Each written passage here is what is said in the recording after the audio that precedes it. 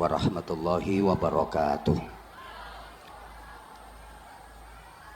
Bismillahirrahmanirrahim. Alhamdulillahilladzi ja'alal qur'ana hudan lil muttaqin. Asyhadu an la ilaha illallah wahdahu la syarikalah al-malikul haqqul mubin. Wa asyhadu anna Muhammadan abduhu wa rasuluh as-sadiqul wa'dil amin. Allahumma salli wa sallim wa barik ala sayyidina wa maulana Muhammadin afdhalil khalqi ajma'in wa ala alihi wa ashabihi wa tabi'in wa man tabi'ahum bi ihsanin ila yaumiddin. Amma ba'du. Yang sama-sama kita hormati Bini Sepuh Partai Golkar Bapak Haji Akbar Tanjung bersama Ibu, Ketua Dewan Kehormatan DPP Partai Golkar Bapak Haji Abu Rizal Bakri beserta Ibu, Ketua Dewan Etik DPP Partai Golkar Bapak Haji Muhammad Hatta beserta Ibu, dan tentunya yang sama-sama kita cintai, kita hormati, kita banggakan, Ketua Umum DPP Partai Golkar Bapak Haji Bahlil Lahadalia bersama Ibu, Sekjen DPP Partai Golkar Bapak Haji Muhammad Sarmuji, para wakil Ketua Umum, juga bendahara umum, ketua fraksi, seluruh ketua dan pengurus organisasi, keluarga besar Partai Golkar semuanya yang kita hormati. Mohon izin, sebenarnya bukan kapasitas saya untuk berbicara di forum malam hari ini. Saya harus memberikan ceramah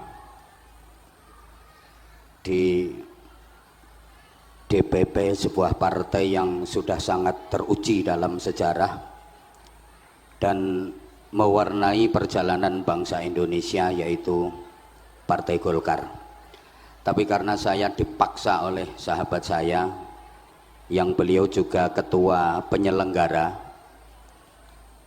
Fadilatul Mukarram Kiai Haji Nusron Wahid, beliau adalah Menteri ATR, Agraria dan Tatanan Ruwet, sekaligus Kepala BPN, Badan Pertaubatan Nasional. Ini sekaligus momentum yang luar biasa di bulan Ramadan, di event peringatan Nuzulul Quran, setelah Ketua Umum bersama DPP melaksanakan safari Ramadan dengan mengunjungi beberapa pondok pesantren. 60 tahun usia Partai Golkar, ini sejarah yang cukup panjang. Sejarah itu penting kalau kita telaah dengan seksama. 2/3 isi Al-Quran itu adalah sejarah. Sehingga sejarah itu sangat penting. Sejarah itu aslinya bahasa Arab syajaroh, artinya pohon. Tapi karena lesan masyarakat kita mau mengucapkan syajaroh itu repot, maka diambil gampangnya sejarah. Apalagi orang Jawa, ridho dibaca lilo, khairun dibaca kirun, syukuron syukuran, itu orang Jawa. Syahadatain dibaca sekaten, kalimah syahadah dibaca kalimosodo, itu orang Jawa. Orang tua dulu kita itu bersin maunya baca alhamdulillahirabbil alamin, tapi karena nggak bisa andulamin gitu. Jadi sejarah itu aslinya bahasa Arab syajaroh, artinya pohon. Bukan satu kebetulan kalau Partai Golkar itu lambangnya adalah sebuah pohon. Pohon apapun itu pasti mengalami 3 fase, 3 tahapan. Pertama fase tunas, kedua fase puncak, dan yang ketiga fase tumbang. Tunas, puncak, dan tumbang. Kebangkitan, keemasan, dan kehancuran. Perintis, penerus, dan pewaris. Maka sejarah itu memiliki 3 kekuatan yang masing-masing mewakili zamannya. Ada masa lalu, ada masa kini, dan ada masa depan. Dulu, sekarang, dan nanti. Telah, sedang, dan akan. First time, present time, and next time. Masing-masing ada wakilnya. Masa lalu diwakili oleh generasi tua, masa kini diwakili oleh generasi dewasa, dan masa depan diwakili oleh generasi muda. Maka dalam bahasa sejarah, siapakah orang tua? Orang tua adalah manusia masa lalu yang masih tersisa di masa kini, yang sudah tidak banyak harapan di masa depan. Siapakah orang dewasa?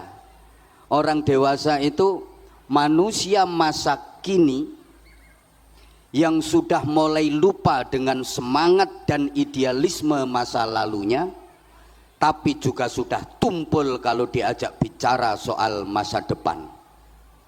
Sedangkan anak muda itu siapa? Manusia masa depan yang sudah hadir di masa kini, tapi belum banyak beban dan pengalaman di masa lalu. Masing-masing ini punya karakter. Orang tua suka bernostalgia. Orang dewasa sibuk dengan realita. Sedangkan anak muda akrab dengan idealita. Maka kakek nenek yang sudah tua kalau didatangi cucunya pasti suka bercerita.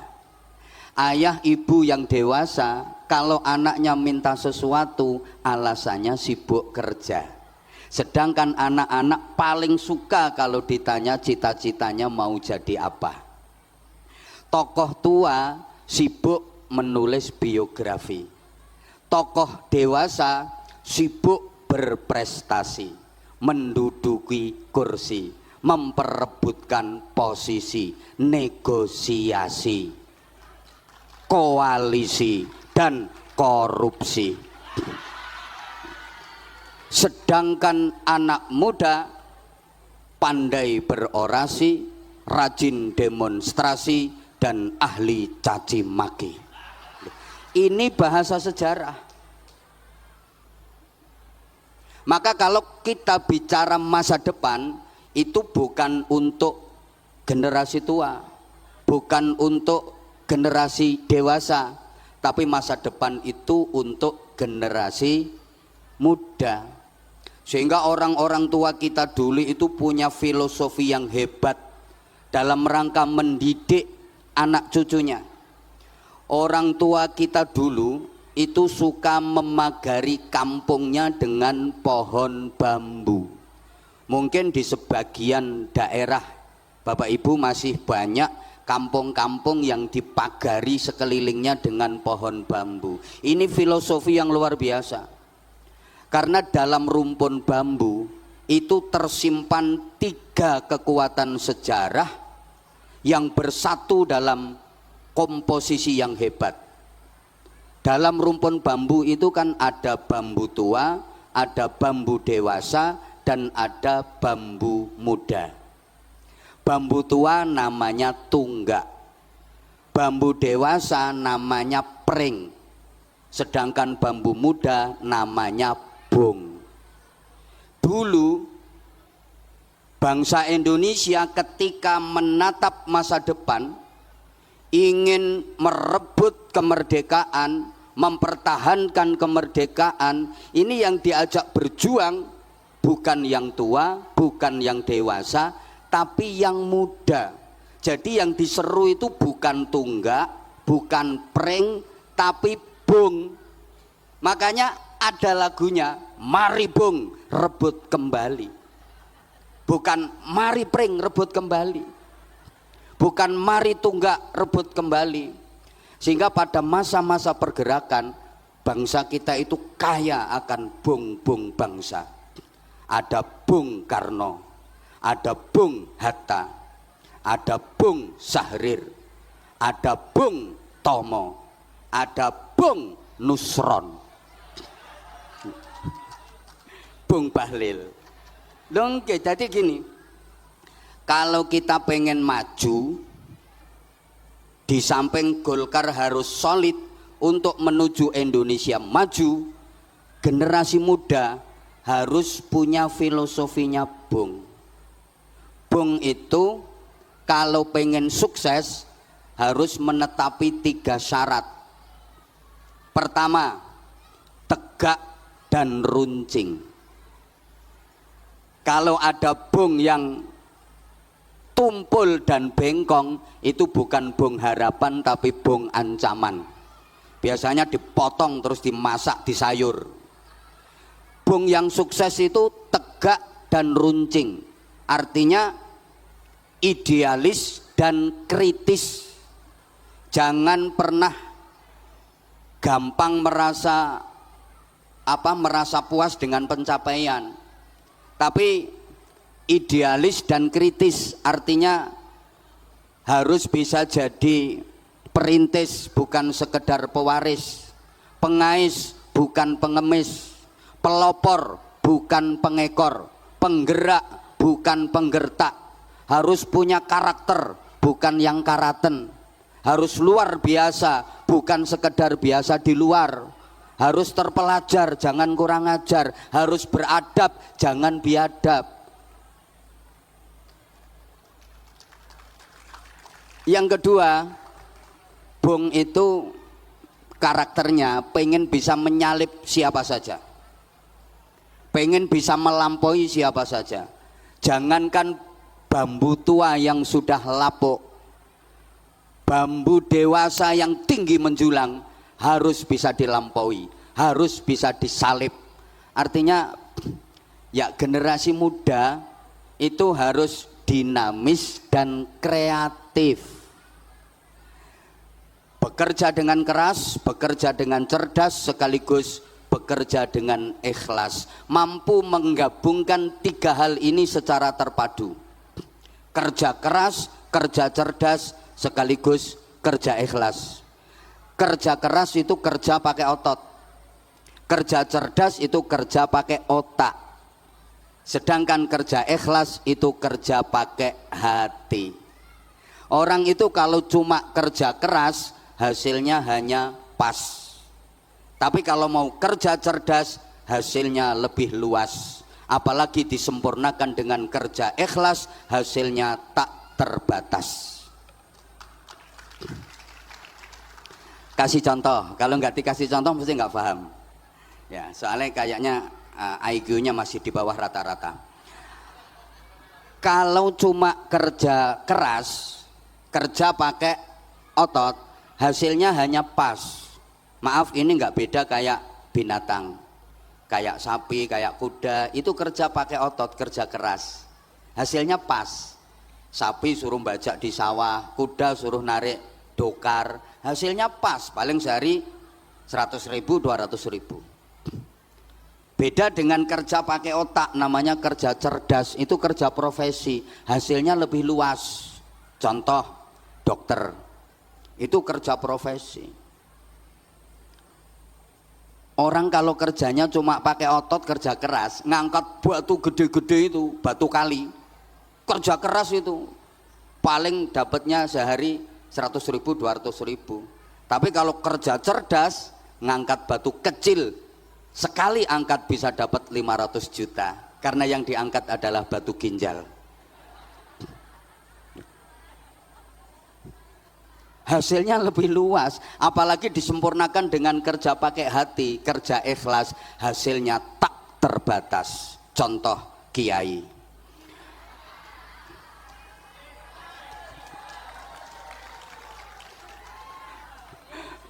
Yang ketiga, Bung itu punya jaket tebal, punya pelindung jaket tebal, bulunya halus tapi sangat tajam. Ini artinya harus eksklusif yang protektif. Eksklusif bukan dalam rangka sombong angkuh, hendak, tapi dalam rangka memahami kekuatan internal bahwa saya harus terus berbenah agar tumbuh dan berkembang saya bisa berjalan dengan baik. Saya harus bisa tumbuh tinggi menjulang, bukan hanya melampaui tunggak generasi tua, tapi saya juga harus bisa melampaui pring generasi dewasa yang sudah tinggi menjulang. Karenanya Bung harus sadar bahwa pupuk terbaiknya adalah tunggak. Bambu tua yang sudah lapuk itu adalah pupuk terbaiknya Bung. Karenanya jangan pernah meninggalkan pini sepuh, jangan pernah meninggalkan generasi tua. Datangi, timba ilmu dan pengalaman dari mereka agar kita lebih hebat. Allahumma sholli ala Muhammad. Nah, kalau bicara soal masa depan, jamaah rahimakumullah, Al-Quran memberikan petunjuk kepada kita dalam doa yang sering kita baca dan kita sering sebut sebagai doa sapu jagat. Rabbana atina fid dunya hasanah wa fil akhirati hasanah wa qina adzabannar. Kita memohon kepada Allah agar diberikan kebaikan dunia akhirat. Doa ini juga mengajarkan kepada kita bahwa masa depan itu ada dua. Ada masa depan fid dunya, ada masa depan fil akhirah. Ada masa depan duniawi, ada masa depan ukhrawi. Ada masa depan sebelum mati, ada masa depan sesudah mati. Bapak Ibu, kalau misalnya panjenengan saya ajak bicara dan berpikir soal masa depan, kira-kira yang terlintas di pikiran dan benak panjenengan itu masa depan yang sesudah mati apa masa depan yang sebelum mati? Halo? Biasanya kalau panjenengan berpikir tentang masa depan, itu yang jenengan pikirkan, yang Bapak Ibu planning itu masa depan yang sesudah mati atau masa depan yang sebelum mati? Masa depan akhirat apa masa depan dunia? Kalau yang jawab akhirat itu kayaknya ada bohongnya. Karena kita udah dikritik sama Allah, bal tu'thirunal hayatat dunia. Rata-rata manusia itu lebih mementingkan dunia, lebih memprioritaskan dunia daripada akhirat. Coba kita buktikan, dunia itu simbolnya harta, akhirat itu simbolnya pahala. Kira-kira lebih tertarik pahala apa harta? Dunia itu simbolnya bayaran, akhirat simbolnya ganjaran. Kira-kira panjenengan lebih tertarik ganjaran apa bayaran? Selama ini aktivitas harian panjenengan itu targetnya untuk mencari ganjaran apa bayaran? Di zaman sekarang ini orang disebut berhasil dan sukses itu ukurannya yang banyak ganjarannya apa yang banyak bayarannya. Orang dianggap sukses dan berhasil itu yang banyak pahala apa yang banyak harta. Oke, udah mulai sadar. Sekarang Bapak Ibu misalnya punya planning mau membangun rumah yang layak huni, yang nyaman. Kira-kira yang di planning itu rumah yang akan ditinggali selamanya atau rumah yang akan ditinggalkan selamanya? Halo? Dijawab dong. Kira-kira yang di-planning, dipikirkan, direncanakan itu rumah yang akan ditinggali selamanya atau rumah yang akan ditinggalkan selamanya? Ya, mestinya dua-duanya. Rumah yang akan ditinggalkan selamanya, rumah di dunia, ya kita pikir. Rumah yang akan ditinggali selamanya, rumah yang di surga, lebih wajib kita pikirkan. Bapak Ibu, seluruh jamaah yang saya hormati rahimakumullah, mindset berpikir kita harus benar. Rumah dunia itu rumah yang akan kita tinggalkan selamanya. Sedangkan rumah yang akan kita tinggali selamanya adalah rumah yang di surga. Sekarang pertanyaan saya tolong dijawab. Ini nanti juga akan jadi pertanyaan, yang bisa jawab dapat hadiah umroh gratis.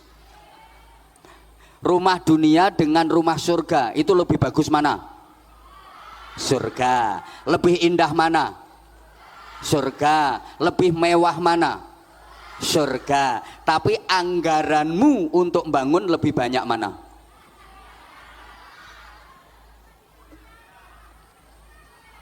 Allah.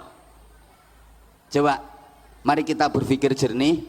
Rumah dunia semegah apapun, semewah apapun, seindah apapun, itu rumah pasti akan kita tinggalkan selamanya.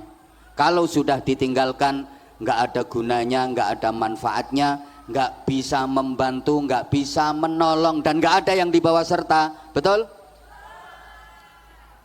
Ada orang ke kuburan bawa cendela, genteng satu aja ndak. Itu sifatnya hanya rumah dinas. Rumah dunia itu sebagus apapun, semegah apapun, seindah apapun, semewah apapun, sifatnya hanya rumah dinas. Boleh kita tinggali selama kita masih punya jabatan. Kayak Menteri ATR dan Kepala BPN, beliau pasti punya rumah dinas. Itu boleh ditinggali beliau selama beliau masih menjabat sebagai menteri. Begitu jabatan purna, rumah dinas harus ditinggalkan hari itu juga tanpa toleransi. Sama, rumah kita yang di dunia ini hanyalah rumah dinas. Boleh kita tinggali, boleh kita pakai selama kita masih menjabat sebagai khalifah fil ardi. Begitu jabatan khalifah fil ardi selesai, inna lillahi wa inna ilaihi rajiun, hari itu juga rumah harus kita tinggalkan tanpa toleransi. Kecuali kalau matimu malam hari, boleh nginep, tapi nggak lama-lama, mentok semalam. Besok langsung diterbangkan pakai pesawat paling canggih di dunia, namanya Keranda Airlines. Pindah ke rumah singgah sementara, ukurannya cuma 1 kali 2 meter, tahan gempa, anti petir. Kuburan. Gitu bangun biayanya sampai puluhan miliar. Padahal itu akan kita tinggalkan selamanya. Nggak ada guna, nggak ada manfaatnya lagi.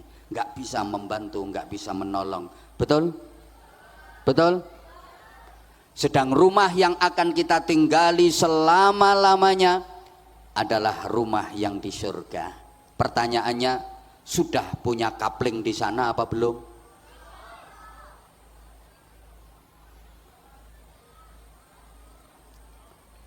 Ya Allah, Allahumma sholli ala Muhammad. Maka Bapak Ibu jamaah rahimakumullah, supaya kita nggak salah langkah, supaya kita nggak salah pilih, maka kita sebagai seorang mukmin harus bisa menyikapi dengan benar. Bagaimana kita menyikapi dunia, bagaimana kita menyikapi akhirat. Ada satu konsep sederhana wabtaghi fima atakallahu daral akhirah wala tansa nasibaka minad dunya. Kita diperintah untuk optimalisasi akhirat, tapi kita enggak boleh melupakan bagian dan jatah kita dari dunia. Cari akhirat sebagai kehidupan kita yang abadi selamanya, tapi jangan lupakan dunia bagianmu. Artinya gini, akhirat adalah tujuan utama, sedangkan dunia adalah tujuan antara.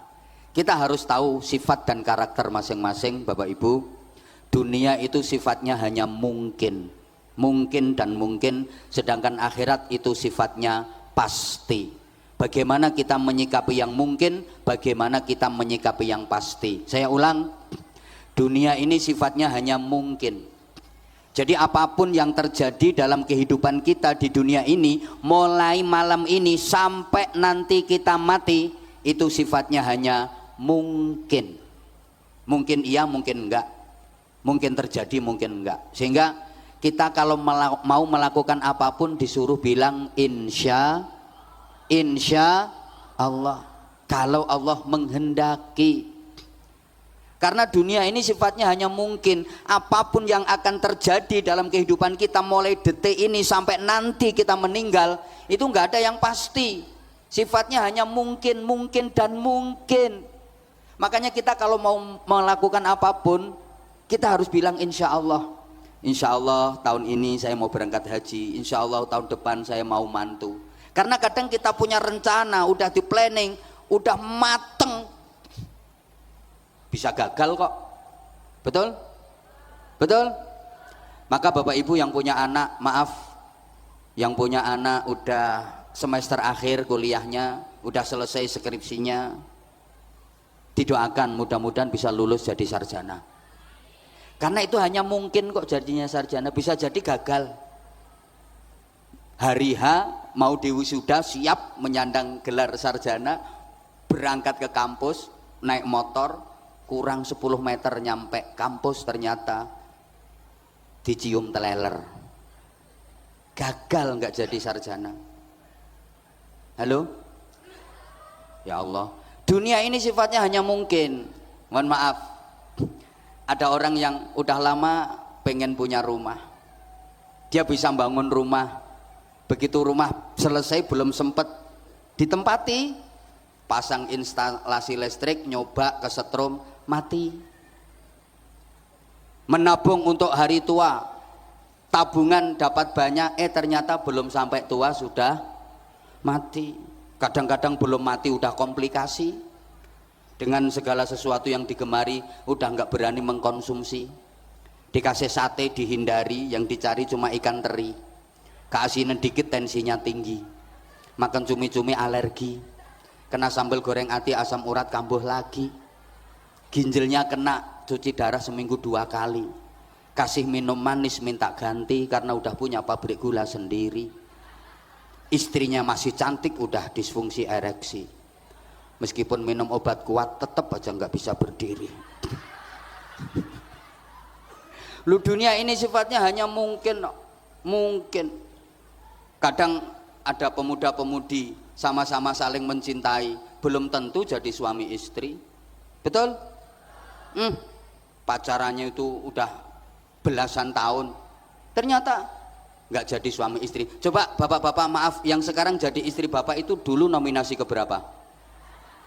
Tanya Menteri ATR dan Kepala BPN itu, sekarang itu yang jadi istrinya itu dulu nominasi ke berapa itu? Nomor 6.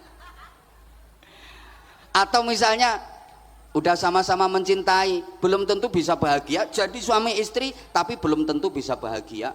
Waktu pacaran aja sevisi semisi, sejiwa sehati, sehidup semati. Semboyannya, aku tahu apa yang ada di hatimu, engkau pun tahu apa yang ada di hatiku, sehingga aku tahu apa yang kau mau, engkau pun tahu apa yang ku mau. Begitu nikah ternyata, maaf, enaknya hanya di permulaan saja, ketika masih dianggap sebagai bulan madu. Setelah itu yang datang bulan-bulan empedu. Apalagi kalau nikmatnya sudah dikredit lebih dulu. Begitu nikah sudah jemu karena hukum bosan berlaku. Ribut tiap hari, udah nggak lucu, tidak seindah waktu itu.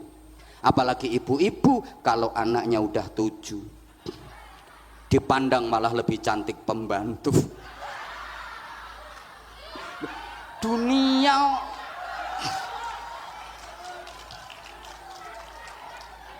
ya, dunia ya seperti itu, nggak ada yang pasti, sifatnya hanya mungkin dan mungkin gitu loh. Makanya saya nggak berani memastikan kalau diundang ceramah di DPP Partai Golkar pasti dapat sangu banyak, nggak berani memastikan saya. Hanya mungkin ya. Itu semua kan tergantung ketua penyelenggara. Saya nggak berani memastikan. Semua itu hanya mungkin.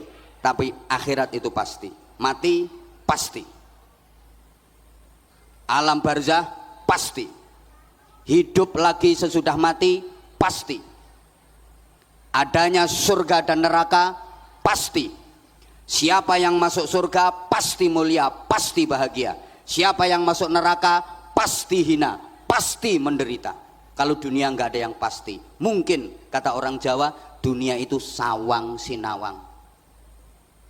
Sana ngelihat sini kayaknya enak sini, sini ngelihat sana kayaknya enak sana. Coba Bapak Ibu ngelihat orang yang profesinya kayak saya itu, menurut Bapak Ibu enak apa enggak? Naik, gantiin.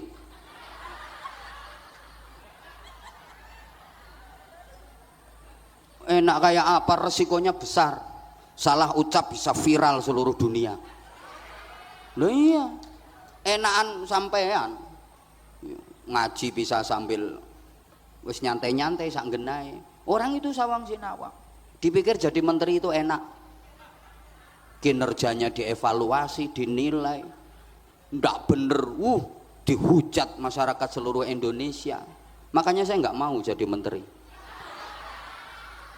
Saya enakan kayak gini, renes. Kalau ketemu di forum, kiai ketemu menteri, kiai nyangoni menteri, nggak ada perdanya, nggak ada undang-undangnya.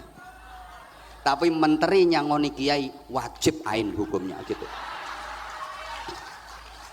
Ini maksudnya sinergitas antara ulama dengan umara yang udah dilaksanakan oleh ketum tadi. Tadi saya di BCI nguri-uri, beliau itu bahasa Jawanya luar biasa karena punya kamus jalan. Tinggalannya sesepuh yang Partai Golkar itu dekat dengan ulama. Ini penting banget. Tepat yang disampaikan oleh beliau Pak Bahlil tadi, bahwa sejarah berdirinya bangsa Indonesia itu nggak lepas dari peran para ulama. Yang itu mensinergitas antara ulama dengan umara. Gini ya, kalau panjenengan cermati sejarah dakwah perjuangan Islam di Indonesia, masjid sebagai simbol agama yang pertama kali dibangun di setiap daerah di Indonesia ini pasti letaknya di belakang alun-alun yang biasanya disebut dengan Masjid Agung. Di daerah manapun, di kabupaten manapun, Masjid Agung itu masjid yang pertama kali dibangun di daerah itu sebagai simbol perjuangan agama para aulia dan para ulama. Letaknya pasti di belakang alun-alun. Kenapa di belakang alun-alun? Ini filosofinya. Alun-alun itu tempat berhimpun, tempat berkumpulnya komunitas masyarakat dari berbagai elemen, dengan berbagai kultur, dengan berbagai karakter, ngumpul tumplek-blek di alun-alun situ. Maka dibangunlah masjid sebagai laboratorium rohani untuk mentarbiyah dan mentaklim masyarakat agar terus melakukan perbaikan menuju kebaikan untuk menjadi yang terbaik. Mbok gak dikatekno. Bisa dilanjut? Ini durasinya berapa Mas Menteri? Tambah 5 menit lagi sampai sahur. Yes, gak apa-apa. Sampean di sini sampai sahur, saya pulang duluan. Oke, maka masjid itu simbol agama, simbol ulama. Tidak jauh dari masjid dibangun pendopo kadipaten sebagai simbol pemerintahan, sebagai simbol umarok atau pemimpin, pejabat. Coba perhatikan, pendopo kabupaten di setiap daerah itu pasti letaknya berdampingan dengan masjid agung. Pendopo kadipaten jangan jauh-jauh dari masjid. Ini artinya apa? Umarok, pemimpin, pejabat jangan jauh-jauh dari ulama. Antara umarok dengan ulama, antara pejabat dengan kiai, ini harus gandeng. Makanya kiai itu nggak boleh anti politik, walaupun nggak harus terjun langsung di politik praktis. Harus tahu, man la ya'rifis siyasah akalahus siyasah. Siapa yang nggak ngerti politik, dia akan dimakan oleh politik. Engko tak terangno iki, ketoke perlu dijelasno iki. Allahumma sholli ala Muhammad. Allahumma sholli ala Muhammad. Oke. Pejabat nggak boleh jauh dari ulama. Supaya apa? Tadi beliau sudah menyampaikan, minta nasihat, minta bimbingan. Karena gini, kalau ada pejabat yang zalim, kalau ada pejabat yang nakal, mengkhianati rakyat, yang nanggung dosa paling besar adalah ulamanya. Nah, karena ulamanya nggak bisa membimbing pejabat, nggak bisa nasihati pejabat. Sebaliknya, kalau ada ulama yang kesulitan ekonomi, susah cari makan, kalau sampai ada ulama yang miskin, yang nanggung dosa paling besar adalah pejabatnya. Lah misalnya pejabat-pejabat bantah, lah ulamanya ndak mau kerja. Lah kalau ulama pertentangan kerja, nanti yang ngajar ngaji, yang bimbing moral akhlak masyarakat siapa? Itu ini yang perlu kita perjuangkan, karena perhatian pemerintah kepada para ulama itu masih kurang. Loh, coba sekarang misalnya masyarakat itu enggak dibimbing moralnya, masyarakat brutal, tiap hari demo, roda pemerintahan enggak mungkin bisa berjalan dengan baik. Betul? Betul? Lah siapa yang membina moralitas ulama? Negara, pemerintahan bisa berjalan dengan lancar, bisa berjalan dengan baik, itu karena masyarakatnya mudah dikendalikan, gampang diatur. Lah itu yang mengendalikan, yang mengatur itu para ulama. Tapi sampai hari ini penghargaan pemerintah masih kurang. Nggak ada kiai dapat mobil dinas, itu nggak ada. Menteri semua dapat mobil dinas, sampai level bawah camat dapat mobil dinas. Padahal tugasnya cuma teken setempel, ngono tok dapat mobil dinas. Harusnya izin ini Pak Ketum, perlu dipertimbangkan. Loh, gini loh maksudnya, ada hal-hal yang tidak bisa dikerjakan oleh ulama, ternyata yang bisa menyelesaikan adalah pejabat. Sebagaimana pejabat tidak bisa melakukan hal yang bisa dilakukan oleh ulama. Maaf ini, saya kasih contoh sederhana mawon, sederhana saja. Misalnya ya, di satu daerah itu ada tempat prostitusi. Masyarakat kan gerah, risih, pengen supaya tempat prostitusi itu bubar. Ulama-ulama ngumpul, istighosah. Ya Allah, bubarkan tempat prostitusi itu ya Allah. Malah rame kalau cuma diistighosai. Terus yang terkenal ampuh doanya itu, ya Allah, PSK penghuni prostitusi itu bikin korengan semua ya Allah. Malah mulus-mulus. Tapi kalau seorang pejabat, kepala daerah, udah ndak usah pakai qola ta'ala, ndak usah pakai qola Nabi, bikin perda. Tempat prostitusi itu ditutup selamanya. Tanda tangan neret, cetok, selesai. Betul? Saya misalnya pengen bangun masjid, anggarannya 10 miliar, keliling ceramah kemana-mana, ngasih support kepada masyarakat. Man bana masjidan lillah banallahu lahu baitan fil jannah. Rasulullah bersabda, siapa yang ikut berpartisipasi membangun masjid, Allah akan membangunkan istana megah di surga. Sorban keliling juru saya, kardus keliling juru saya. 10 tahun nggak berdiri masjid. Betul? 20 tahun nggak berdiri masjid. Tapi kalau menteri, ATR kepala BPN, masjid di Bojonegoro pesantrennya Anwar Zahid anggarkan 10 miliar, tanda tangan neret-neret, cetok setempel, selesai, nggak usah qala ta'ala, nggak usah qala Nabi. Loh gitu. Makanya sekali lagi kita nggak boleh anti politik. Politik melahirkan kekuasaan, kekuasaan melahirkan kebijakan, dan kebijakan yang berpihak kepada rakyat ini yang akan kita harapkan. Ngono loh maksudnya. Kita nggak boleh anti politik. Allahumma sholli ala Muhammad. Ya udah. Terakhir wes, belum, sebentar lagi. Sebentar lagi.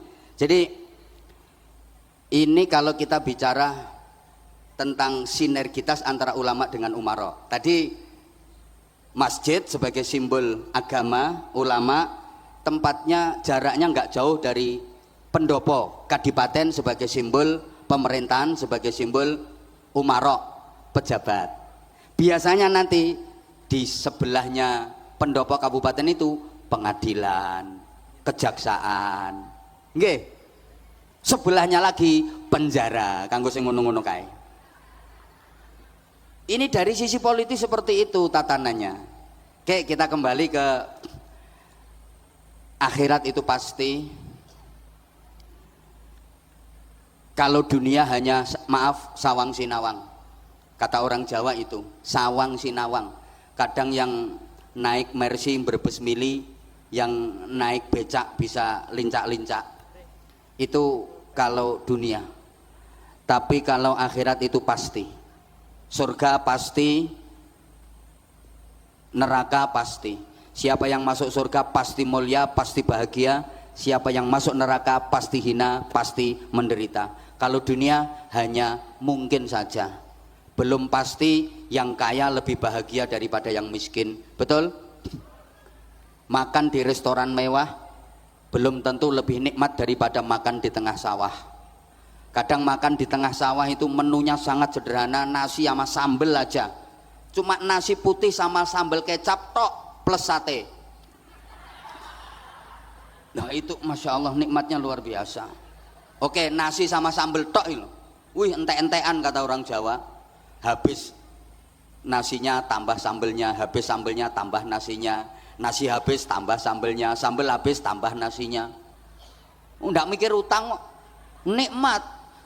Lah yang makan di restoran mewah dengan menu lengkap belum tentu nikmat. Dia baru dapat 2 sendok ditelan, sendokan ketiga kesedek dia. Oh, karena dia dengar ada orang batuk dari belakang, suaranya persis orang yang dihutangi. Loh, dunia itu begitu. Makanya maaf kalau di dunia ini orang miskin bisa ngatain orang kaya. Belum tentu orang kaya hidupnya lebih bahagia daripada orang yang miskin. Memang iya kok. Belum tentu yang kaya hidupnya lebih bahagia daripada yang miskin. Dunia ini hanya mungkin. Belum tentu jadi menteri lebih bahagia daripada jadi rakyat. Wedi dipecicili KPK terus kok. Loh, dunia itu memang seperti itu. Dipikir jadi ketua umum itu enak apa? Ngono direbut ora karu-karuan polae. Dipikir enak apa? Resikonya Masya Allah luar biasa. Luar biasa. Ini dunia. Makanya kalau di dunia orang miskin berani ngatain orang kaya, belum tentu jadi orang kaya lebih bahagia daripada orang miskin. Memang iya. Tapi kalau di akhirat nggak bisa. Masuk neraka mau ngatain yang di surga. Belum tentu di surga lebih enak daripada di neraka. Di neraka pertamanya nggak enak, panas, lama-lama biasa kalau udah adaptasi. Neraka kok adaptasi.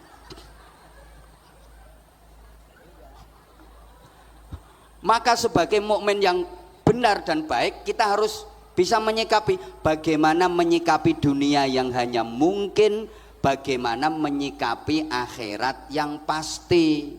Cari kebahagiaan akhirat yang pasti, tapi jangan lupakan bagianmu di dunia yang itu mungkin. Dunia ini tujuan antara akhirat tujuan utama. Maka orang mukmin itu seluruh aktivitas hidupnya diniatkan mencari akhirat tapi tidak melupakan dunianya. Allahumma sholli ala Muhammad.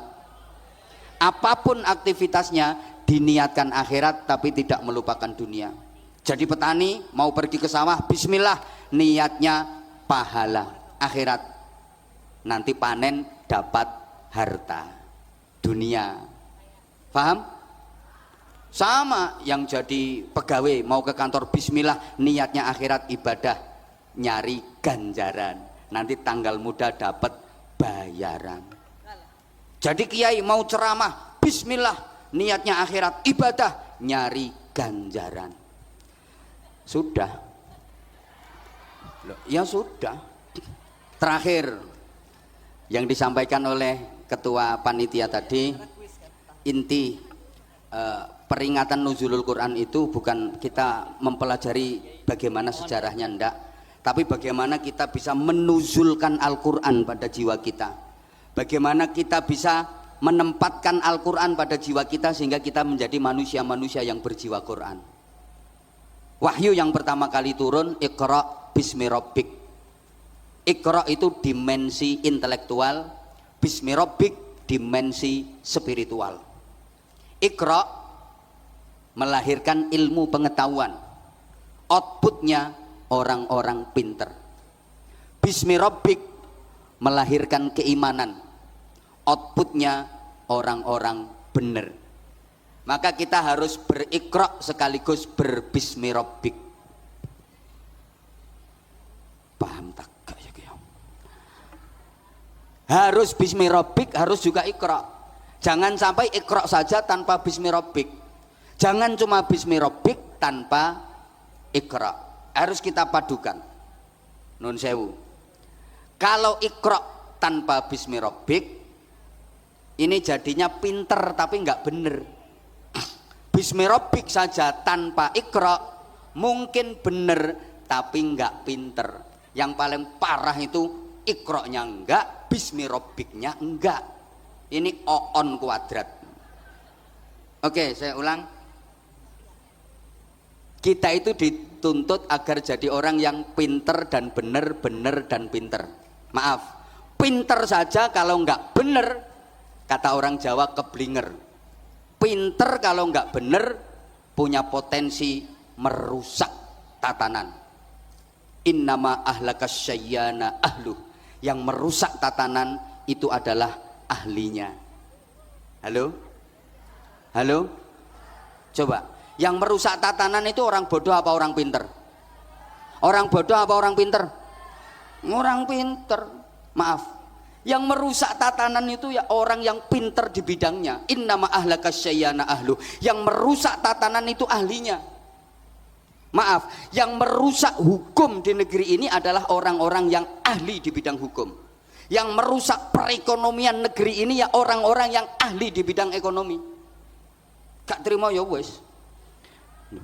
Yang merusak perpajakan siapa? Ya orang-orang pajak sendiri. Betul? Ya, maaf. Yang menghabiskan duit negara, jatahnya rakyat, itu orang bodoh apa orang pinter? Orang pinter. Orang bodoh sebenarnya pengen tapi nggak ngerti caranya dan nggak ada kesempatannya. Itu sebenarnya pengen tapi gak ada kesempatan kalau gak roh carane. Maka saya berani bersumpah di malam nuzulul Quran ini, demi Allah, yang merusak hutan di Indonesia ini bukan orang hutan. Demi Allah.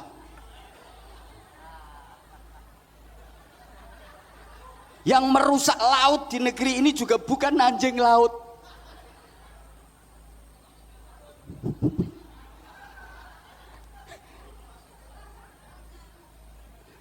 Yang merusak hutan di negeri ini bukan orang hutan, ya orang-orang yang pinter tapi moralnya lebih bejat daripada orang hutan.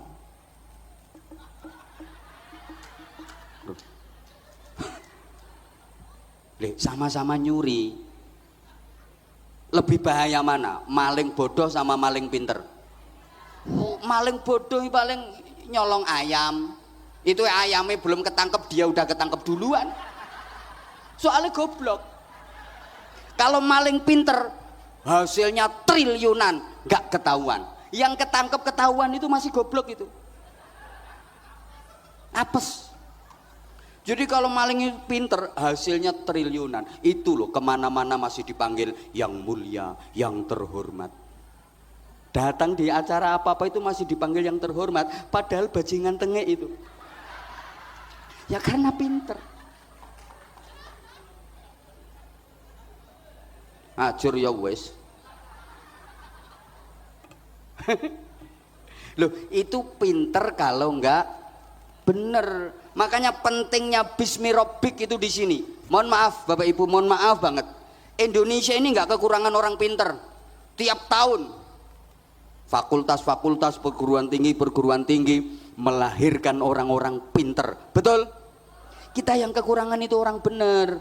Makanya saya sering sampaikan. Kalau sekedar pengen pinter di bidang ekonomi gampang. Banyak fakultas ekonomi di mana-mana. Tapi belum ada fakultas kesejahteraan, fakultas kemakmuran, nggak ada. Pengen pinter di bidang pendidikan gampang, banyak fakultas pendidikan, tapi nggak ada fakultas kesabaran. Anakmu kuliahnya di mana? Alhamdulillah keterima di fakultas kesabaran. Banyak fakultas teknik tapi nggak ada fakultas takwa. Betul? Banyak fakultas hukum tapi nggak ada fakultas kejujuran, nggak ada fakultas keadilan.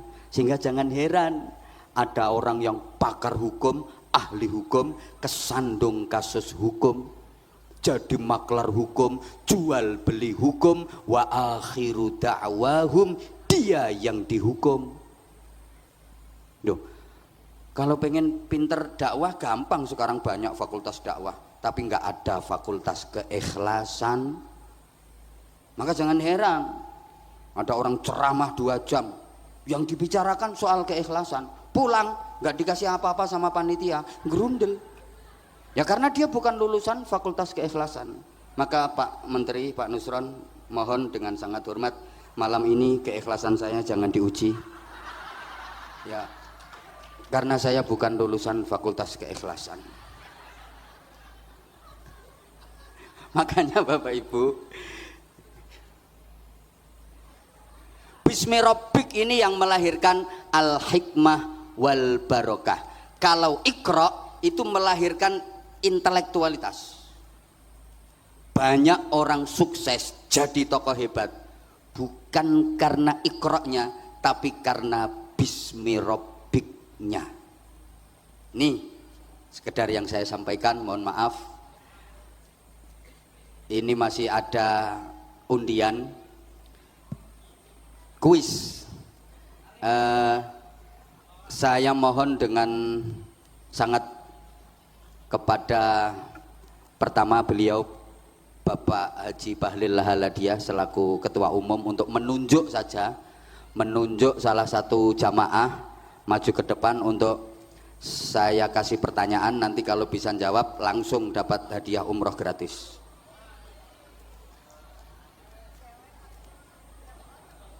Oh ini cewek 1 cowok 1 gitu nggak? Oke. Mik pakai mic biar ketum yang menunjuk. Biar ditunjuk dulu sama ketum. Panitia tolong disiapkan mic untuk jamaah yang terpilih. Bapak yang di belakang ini, dari depannya dikit, di depan bapak yang baju kuning. Ya.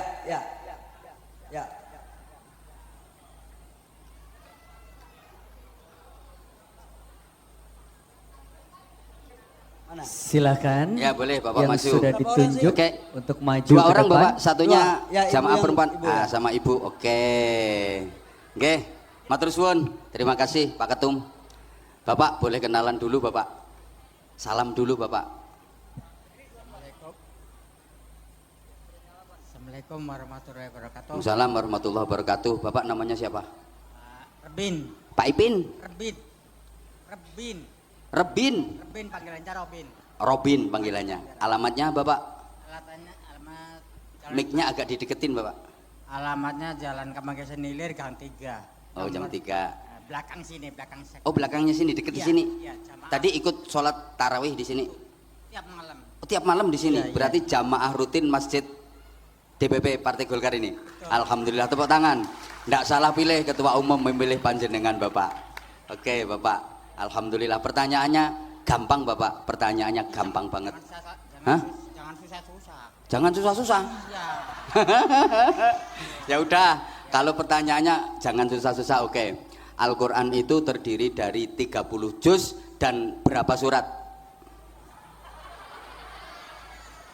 Ini kan peringatan nuzulul Quran. Ya. Al-Quran itu ada 30 juz. Pertanyaannya ada berapa surat? Berapa ya? 30. Ada berapa surat? 30. 10. Mohon maaf Bapak ya, jawabannya masih salah. Kiai, Nggih. Pak Kiai, Ya. Kiai, Nggih, Bapak. Pak Kiai, Ya. saya bantu aja biar beliau yang umroh. Oke. Tepuk tangan untuk beliau, subhanallah. Jadi ini Amin. Beliau jawabnya udah benar, Heeh. karena Kiai belum sampaikan yang sesungguhnya, jadi jawabannya tadi maksudnya apa yang Kiai pikirkan itu jawaban dia. Oh iya, masya Allah, Amin. betul. Amin, Top. amin. Ini kalau musuh orang politik ya kayak gitu. amin. Pokoknya kalau sama orang politik ya kayak gitu. Bapak betul jawabannya Bapak. Terima kasih. Jadi jawabannya Bapak betul sekali. 10 ditambah 104 surat, jadi 114 surat. Terima kasih Bapak. Bapak selamat, Bapak mendapatkan hadiah umroh dari DPP Partai Golkar. Ucapkan selamat, ucapkan terima kasih Bapak. Gimana Bapak perasaannya? Bingung ini. Bingung? Bingung. Ya, terima kasih Bapak. Bapak masih ada istri? Masih. Bapak istri masih ada? Masih ada. Sehat? Alhamdulillah sehat. Ya, Bapak 2 orang dengan Ibu naik Masya Allah. Ya. Masya Allah, subhanallah. Langsung umroh sekalian, Masya Allah. Nah, sekaligus penyerahan voucher dari Ketua Umum kepada Bapak yang beruntung. Tepuk tangan sekali lagi untuk Ketua Umum, untuk DPP Partai Golkar, matur suwun. Nggih, udah Bapak. Dah, terima kasih Bapak. Mic-nya jangan dibawa pulang Pak. Nggih, sekarang ganti Ibu. Salam dulu Ibu. Assalamualaikum warahmatullahi wabarakatuh. Waalaikumsalam warahmatullahi wabarakatuh. Ibu namanya? Nama saya Nur Hayati. Bu Nur Hayati. Alamat? Alamat di Jalan Kerukut, Jakarta Barat. Jakarta Barat. Iya. Kok jauh Bu? Iya, Taman Sari Jakarta Barat. Taman Sari Jakarta Barat. Jakarta Barat. Tiap hari juga ikut jamaah di sini? Kebetulan alhamdulillah kami dari utusan dari Muslimat Mataul Anwar. Utusan dari menghadiri- Muslimat. Masya Allah, menghadiri ini bukti dari- kedekatan antara Golkar dengan Muslimat. Tepuk tangan. Masya Allah. Nggih. Alhamdulillah. Nyampe sini tadi jam berapa Ibu? Tadi sampai sini sekitar jam 5 lewat karena ada macet sedikit, tapi alhamdulillah bisa mengikuti sholat maghrib berjamaah dengan imam dari Mekah Al-Mukarramah Masya Syekh Allah. Abdurrahman Al-Ausi. Masya Allah. Kemudian sholat tarawih dan alhamdulillah mendapatkan nasihat penyegaran dari Kiai. Masya Allah. Makanya nasi kotaknya kurang itu tadi gara-gara ada Ibu tadi. Ibu kok dengar kalau di DPP Partai Golkar hari ini ada peringatan nuzulul Quran? Iya, karena kami diinformasikan dari Muslimat Mataul Anwar. Oh, dari Muslimat Mataliul Anwar. Oke. Iya, Pak Kiai. Seneng nggak Bu bisa sholat tarawih bareng terus mengikuti kegiatan yang dilaksanakan oleh DPP Partai Golkar ini? Alhamdulillah, pertama saya bersyukur pada Allah karena saya bisa bersilaturahim dengan bapak-bapak yang selama ini saya cuma bisa lihat di TV. Masya Allah, dengan Bapak Haji Bahlil, dengan Bapak Masya Allah yang saya cuma bisa lihat di TV, dan hari ini alhamdulillah saya bisa menatap langsung. Masya Allah. Udah Bu, Kemudian- Masya Allah. Nggak usah pertanyaan langsung dapat. Masya Allah. Langsung nggak usah pertanyaan langsung dapat. Masya Dorong Allah, ketume dilem. Terus siapa lagi yang biasanya cuma bisa nonton di TV? Pak Haji Bahlil, terus siapa lagi? Abu Rizal Bakri. Pak Haji Abu Masya Rizal Allah. Bakri, Masya Allah, Ya, keren. Sama ini juga saya Nggih. cuma bisa lihat di TV. Dan alhamdulillah tadi bertemu juga dengan Bapak Haji Akbar Tanjung, Masya Ketemu, Allah. terus? Beliau sholat dan bapak-bapak semua di sini, bagi saya silaturahimnya hari ini sangat luar biasa. Alhamdulillah. Kalau Pak Nusron? Nah, saya tadi dibisikin sama Ibu Ustadzah dari Jakarta Pusat. Ustadzah, itu yang di samping pakai baju putih, pakai kain itu Bapak Nusron. Yang mana ya itu? Oh iya. Jadi apunten Pak Nusron, saya baru ngeh gitu. Oh, baru ngeh. Iya. Tapi Kesan pertama untuk Pak Nusron. kesannya Masya Allah, pokoknya pesantrenan banget. Artinya kiainya itu nampak sekali.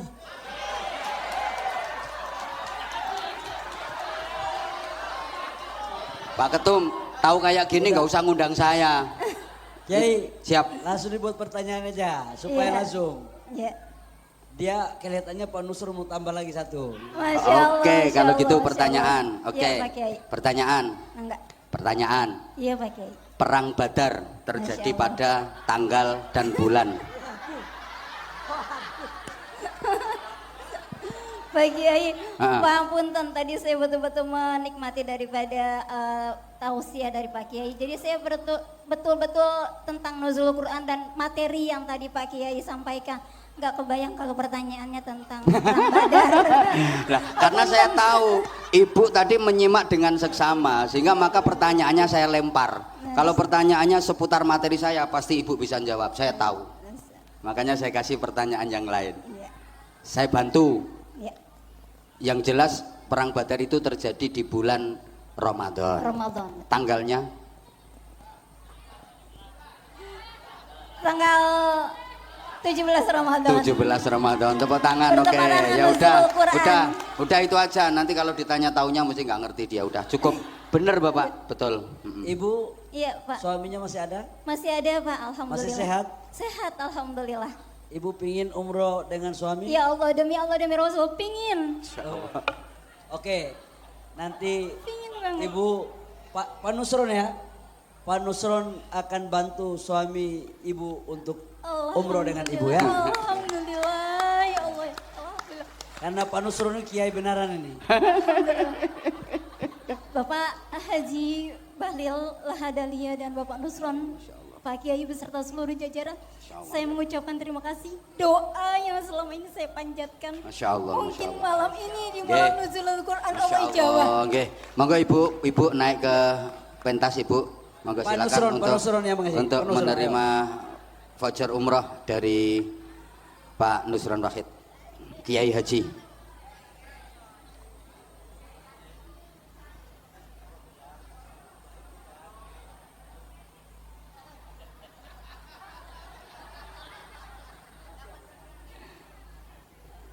Kasih tepuk tangan sekali lagi, matur suwun Ibu. Selamat menunaikan selamat hadiah yang didapat. Jamaah sekalian, kita sudah sampai di penghujung acara malam hari ini. Mari kita tutup dengan doa sederhana. Mudah-mudahan kita senantiasa dikaruniai panjang umur, sehat wa'afiyah. Hari-hari yang tersisa di bulan Ramadan tahun ini mudah-mudahan bisa kita manfaatkan dengan sebaik-baiknya. Kita maksimalkan ibadah kita, jangan sampai kendor. Mudah-mudahan kita termasuk orang-orang yang mendapatkan anugerah Lailatul Qadar. Mudah-mudahan Ramadan tahun ini adalah Ramadan terbaik dari Ramadan-Ramadan yang sudah kita lalui. Dan kita tentu berharap masih dipertemukan lagi dengan Ramadan-Ramadan berikutnya. Dan sama-sama kita berdoa ke depan, mudah-mudahan Partai Golkar makin maslahah, manfaah dan barokah untuk bangsa Indonesia. Al-Fatihah. A'udzubillahi minasyaitonirrajim. Bismillahirrahmanirrahim. Alhamdulillahirabbil alamin arrahmanir rahim maliki yaumiddin. Iyyaka na'budu wa iyyaka nasta'in ihdinas siratal mustaqim. Siratal ladzina an'amta 'alaihim ghairil maghdubi 'alaihim waladdallin. Rabbighfirli wa liwalidayya wa lil mu'minina amin ya rabbal alamin. Allahumma shalli ala sayidina Muhammadin wa ala alihi wa sallim wa radiyallahu tabaraka wa ta'ala an kulli sahabati rasulillahi ajma'in walhamdulillahi rabbil alamin. Allahumma ja'al jam'ana jam'an marhuma wa tafarruqana min ba'dihi tafarruqan ma'suma. Allahumma innaka afuwun karim tuhibbul afwa fa'fu 'anna. Allahumma innaka afuwun karim tuhibbul afwa fa'fu 'anna. Allahumma innaka afuwun karim tuhibbul afwa fa'fu 'anna ya karim. Ya Allah, ya Rahman, ya Rahim. Terima kasih ya Allah, Engkau telah memberikan kesehatan, kesempatan dan kekuatan kepada kami untuk menjumpai dan menjalani ibadah di bulan suci Ramadan tahun ini. Ya Allah, terima kasih ya Allah, Engkau telah memberikan berbagai macam karunia dan nikmat-Mu kepada kami.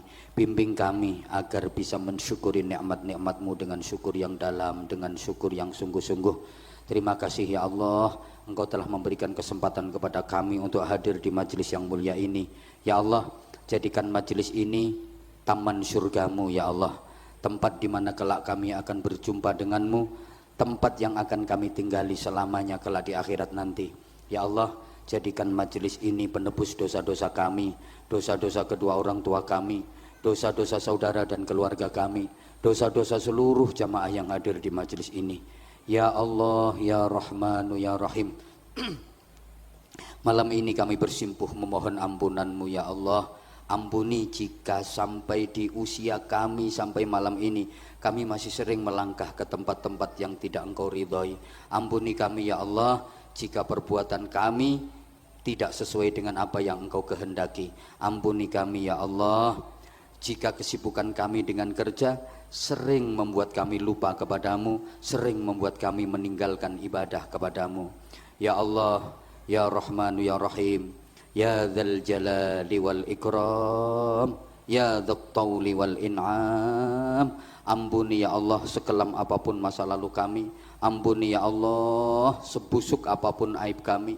Ampuni ya Allah sebanyak apapun kesalahan kami. Ampuni ya Allah sebesar apapun dosa-dosa kami. Ampuni semua dosa-dosa kami dengan samudra maghfirah-Mu, karena ampunan-Mu jauh lebih luas daripada dosa-dosa kami. Ya Allah, terimalah ibadah kami. Ya Allah, terimalah zikir kami meskipun kami sering melupakan-Mu. Ya Allah, terimalah rukuk dan sujud kami meskipun kami sering tergesa-gesa dalam menjalankannya. Ya Allah, terimalah sholat kami, terimalah semua ibadah kami meskipun kami belum bisa maksimal dalam menjalaninya. Ya Allah, bersihkan hati kami dari kotoran-kotoran batiniah, bersihkan hati kami dari kebencian, bersihkan hati kami dari dendam, bersihkan hati kami dari kedengkian, bersihkan hati kami dari kesombongan, kemungkaran, kemunafikan, kezaliman, kefasikan, kemusyrikan. Ya Allah, karuniakan kepada kami keluarga yang sakinah, mawaddah, rahmah dan barokah. Sempurnakan kebahagiaan keluarga kami dengan rahmat kasih sayang-Mu ya Allah. Hiasi akhlak kami dengan akhlakul karimah. Sempurnakan ibadah kami dengan ikhlas dan istiqamah. Ya Allah, karuniakan kepada kami anak-anak yang solih solihah, anak-anak yang menghormati kami, anak-anak yang memuliakan kami. Tahan mereka agar tidak berkata kasar kepada kami, meskipun kami kurang bisa menahan diri untuk tidak berkata kasar kepada mereka. Ya Allah, sayangi kami dengan pelayanan mereka, betapapun kami kurang sabar dalam melayani mereka. Ya Allah, hindarkan dari kami anak-anak yang durhaka, anak-anak yang menjerumuskan kami ke jurang neraka-Mu. Ya Allah, karuniakan kepada kami anak-anak yang berbakti kepada kami, anak-anak yang memuliakan kami, anak-anak yang mengantarkan kami menuju tahta syurga-Mu. Ya Allah, karuniakan kepada kami husnul khatimah. Karuniakan kepada kami husnul khatimah. Karuniakan kepada kami husnul khatimah. Ketika waktunya tiba nanti ya Allah, panggil kami menghadap-Mu di tempat yang terbaik, pada waktu yang terbaik, dan dalam keadaan yang terbaik. Ya Allah, ketika ajal kami tiba nanti ya Allah, jangan Kau cabut nyawa kami di saat tidak ada seorang pun di samping kami ya Allah. Ketika kami menghadapi nazak sakaratul maut, hadirkan anak-anak kami sejauh apapun mereka berada ya Allah. Hadirkan anak-anak kami di sekeliling kami ya Allah. Jangan cabut nyawa kami di saat kami takut dan berat berpisah dengan mereka. Ya Allah, genggamkan tangan kami dengan tangan-tangan mereka ya Allah. Satukan tubuh kami dalam dekapan mereka ya Allah. Talqin kami, bimbing kami untuk mengucapkan kalimat tauhid la ilaha illallah dengan lesan-lesan anak kami ya Allah. Tempelkan lesan mereka ke telinga kami untuk membimbing kami melafadzkan kalimat tauhid la ilaha illallah. Ketika kami sudah mati ya Allah, mandikan jenazah kami dengan tangan-tangan mereka, bersihkan kotoran kami yang tersisa dengan tangan-tangan mereka, karena Engkau maha tahu betapa dulu tangan ini ikhlas membersihkan kotoran mereka sewaktu mereka masih kecil. Kafani jenazah kami dengan tangan-tangan mereka ya Allah, solatkan jenazah kami dengan barisan mereka, angkat jasad kami menuju liang lahat dengan pundak-pundak mereka, masukkan jasad kami ke liang lahat bersama lantunan doa-doa dari mereka, bebaskan kami dari azab kubur dengan kesolehan mereka, syafaati kami dengan kesolehan mereka. Ya Allah ya Rahman ya Rahim, selamatkan bangsa Indonesia ya Allah, karuniakan kepada kami bangsa Indonesia pemimpin-pemimpin yang baik, pemimpin yang adil, pemimpin yang amanah, pemimpin yang memprioritaskan kepentingan rakyat, pemimpin yang memakmurkan dan mensejahterakan rakyat, yang sanggup mengemban amanah, sanggup mempertanggungjawabkan amanah baik di hadapan rakyat maupun di hadapan-Mu ya Allah. Selamatkan kami bangsa Indonesia ya Allah. Allahumma innaka afuwun karim tuhibbul afwa fa'fu anna ya karim. Allahumma inna nas'aluka ridhaka wal jannah wa na'udzubika min sakhatika wan nar. Rabbana atina fid dunya hasanah wa fil akhirati hasanatan wa qina adzabannar wa qina adzabannar wa qina adzabannar wa adkhilnal jannata ma'al abrar bi rahmatika wa fadlika ya azizu ya ghaffar ya halimu ya sattar ya rabbal alamin. Jazallahu anna sayyidana Muhammadan sallallahu alaihi wasallam ma huwa ahlu bi fadli subhana rabbika rabbil izzati amma yasifun wa salamun alal mursalin walhamdulillahi rabbil alamin. Terima kasih atas segala perhatian, kekhilafan dan kesalahan. Saya mohon maaf yang sebesar-besarnya. Subhanakallahumma bihamdik asyhadu an la ilaha illa anta astaghfiruka wa atubu ilaik. Assalamualaikum warahmatullahi wabarakatuh. Waalaikumsalam.